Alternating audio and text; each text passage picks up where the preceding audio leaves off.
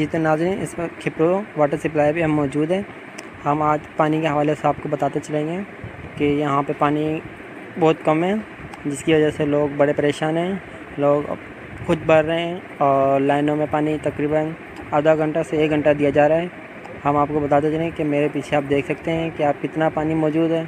तो इसके हवाले से आप खुद एहतियात करें, मज़ीद आपको किल्लत हो सकती है। इसके हवाले से आप देख भी सकते हैं। और अब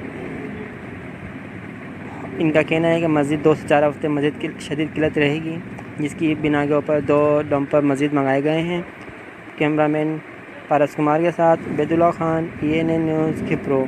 आप देख सकते हैं यहाँ पे एक डंपर के ऊपर शाजियाता मरी का बैनर भी लगाया जा रहा है। देखें,